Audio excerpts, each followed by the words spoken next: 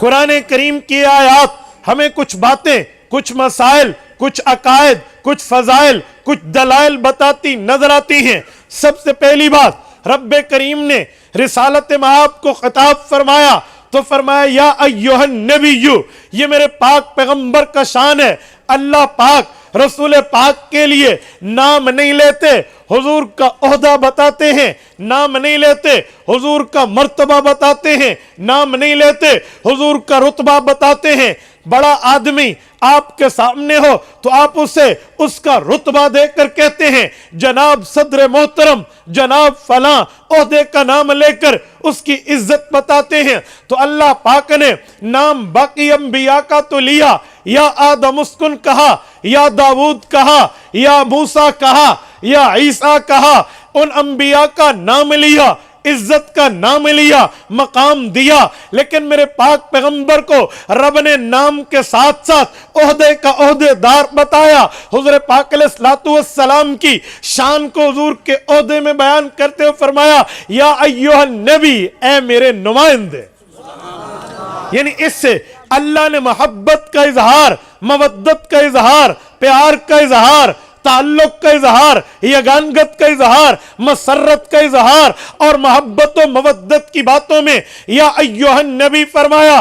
پیغمبر کو نبوت کے عہدے سے عہدے دار بتایا، رسالت کے تاج سے تاج دار بنایا، پیغمبری کے تاج سے تاج ور بتایا۔ یا ایھا النبی، پیغمبر کا عہدہ بیان کر کے رب کریم نے آگے 5 صفات ذکر کی ہے۔ پہلی صفت شاہدہ، دوسری مبشرہ، تیسری نذیرہ، چوتھی داعیہ، پانچویں سراجم منیرہ۔ پیغمبر کی 5 صفات کو رب کریم یہاں بیان کرتے ہیں۔ نمبر 1، انا ارسلناک، ہم نے آپ کو بھیجا، ہم نے آپ کو رسالت دی، ہم نے آپ کو رسول بنایا، ہم نے آپ کو نبوت دی، ہم نے آپ کو پیغمبری دی، ہم نے آپ کے سر پہ نبوت کا تاج، آپ کے کندھوں پہ نبوت کے تمغے رکھے ہیں۔ انا ارسلناک، اس آیت کریمہ کو ایک اور آیت سے سمجھیے۔ قرآن کریم سورت نمبر 4 سورت نساء آیت نمبر 64 رب کریم فرماتے ہیں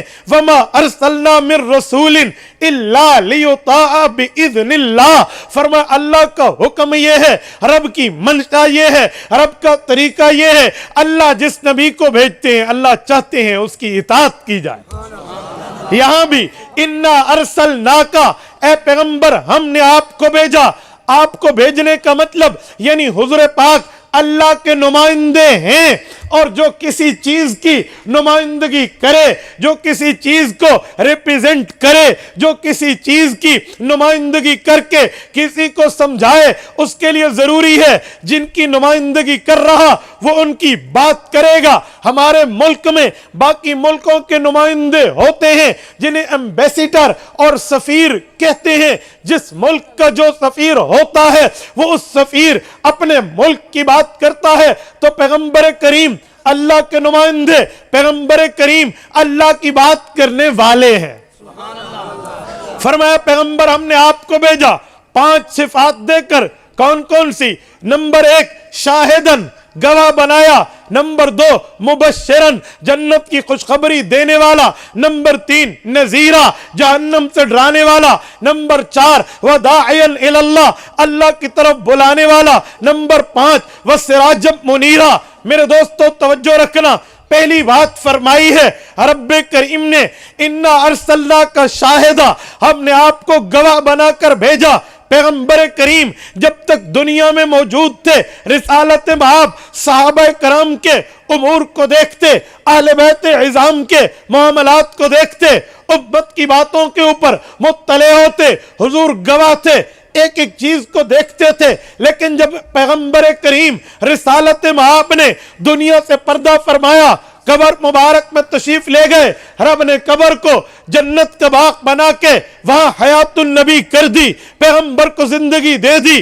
پیغمبر کریم اپنی قبر مبارک میں زندہ، اب گواہی کیسے ہے؟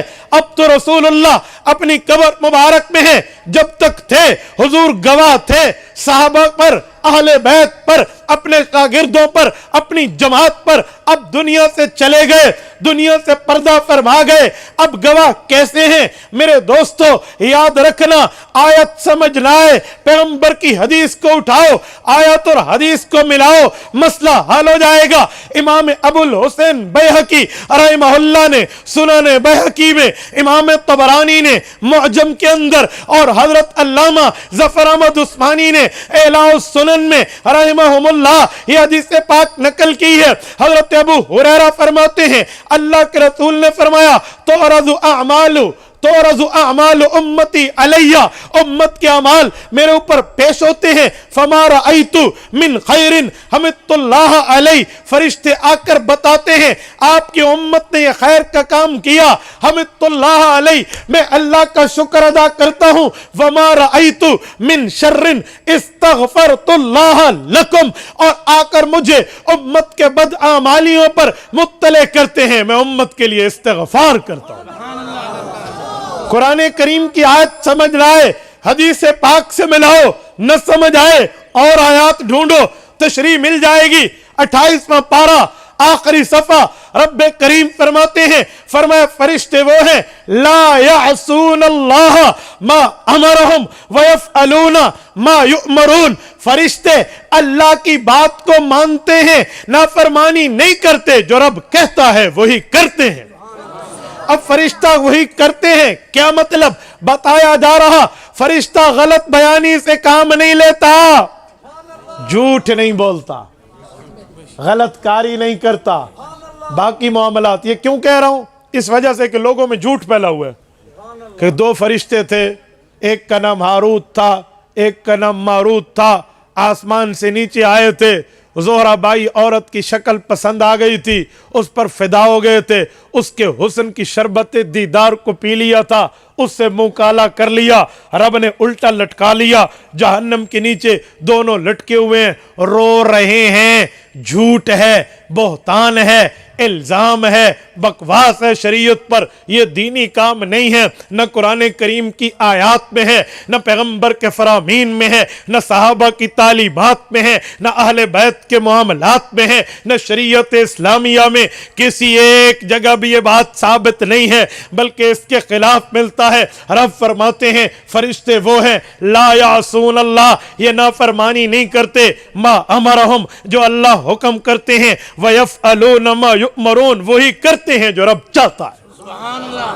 تو یہ زنا, یہ عورت کو دیکھنا, یہ لالچ میں آنا, منہ کالا کرنا, ذالکم قولکم بافواہکم, یہ لوگوں کی منہ کی بنائی ہوئی باتیں ہیں. سرائکی چادن اڑتی چڑیا کی رپورٹ ہے, چڑی اڑی ویندی ہے تو لسائی ویندی ہے, چڑی کو ٹھوٹ پتا بھی ساچ کیسے تو کوڑ کیسے. تو بھائی چڑیوں کی باتوں پہ اعتماد نہ کریں, فرشتہ سچا ہے, جھوٹا نہیں ہے. آؤ میں دلیل دے رہا ہوں.